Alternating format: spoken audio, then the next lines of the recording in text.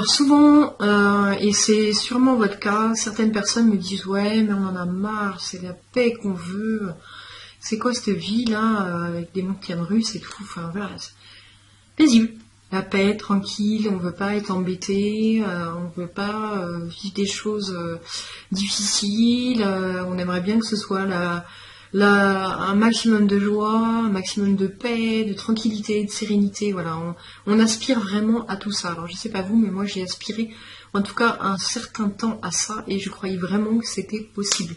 Je vais vous montrer avec un tout petit schéma pourquoi à mon avis effectivement c'est pas vraiment possible. En tout cas, pas comme on l'entend.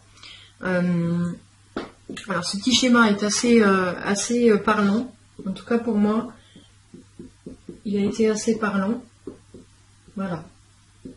Ici on a la vie, ici on a la mort. Alors je ne sais pas si vous avez remarqué, mais quand on regarde les films, ou si vous avez eu la malchance d'avoir en face de vous un encéphalogramme, on va avoir à l'hôpital, voilà.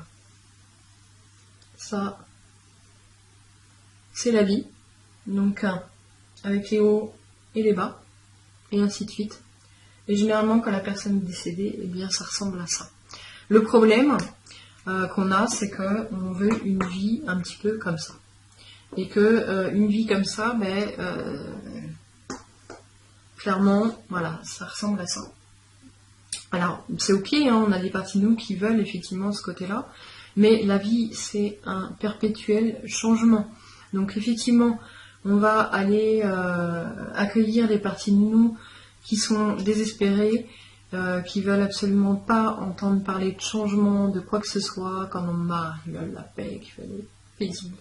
Donc celle-ci, on va s'en occuper tout particulièrement, si c'est votre cas, pour justement les apaiser, hein, parce qu'elles sont vraiment tristes, frustrées, désemparées de vivre tout ça. Donc il va falloir s'en occuper précisément. Mais on ne va pas pouvoir faire l'économie malheureusement de ça.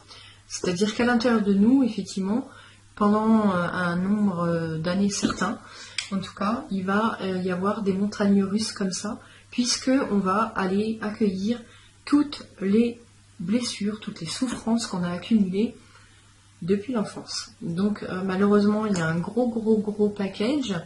Donc après, ben voilà, on en prend la responsabilité. De toute façon, si on n'en prend pas la responsabilité, ça va être ça aussi, on est bien d'accord.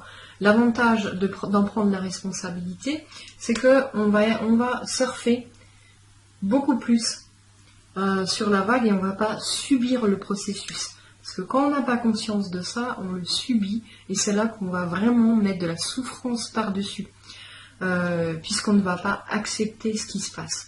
Je ne sais pas si vous avez, alors je ne l'ai pas en tête comme ça, mais c'est le bouddhisme qui explique très bien cette chose-là. Moi, je l'ai connu il y a à peu près 25 ans. Je ne l'avais pas comprise du tout à l'époque, comme plein d'autres vérités, où ils expliquaient effectivement qu'on rajoute de la souffrance à ce qui est, et c'est le fait qu'on n'accepte pas ce qui est, qui crée de la souffrance. Là, on va être complètement là-dedans. En fait, si on n'accepte pas effectivement que ce soit les montagnes russes, eh bien, on rajoute de la souffrance. Puisqu'on n'accepte pas, on va créer une résistance et on va souffrir. Alors, je dis pas qu'on va plus souffrir parce qu'on accepte, mais ça va vraiment être beaucoup plus fluide, puisqu'on va accompagner le mouvement. C'est-à-dire qu'une fois qu'on sera là, on sait pertinemment que l'étape d'après, on va pouvoir remonter et on va accompagner notre souffrance. Accompagner notre émotion, notre douleur.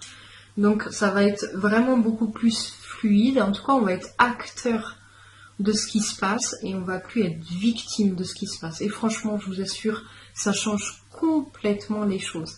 C'est vraiment devenir responsable de notre état intérieur, ça change vraiment tout. Donc voilà la petite explication pour ce qui est de notre vision des choses, effectivement, de la vie, ou en tout cas de ce qu'on souhaiterait qu'elle soit. Donc rappelez-vous bien, effectivement, quand on met de la résistance à ce qui est, ça crée vraiment de la souffrance.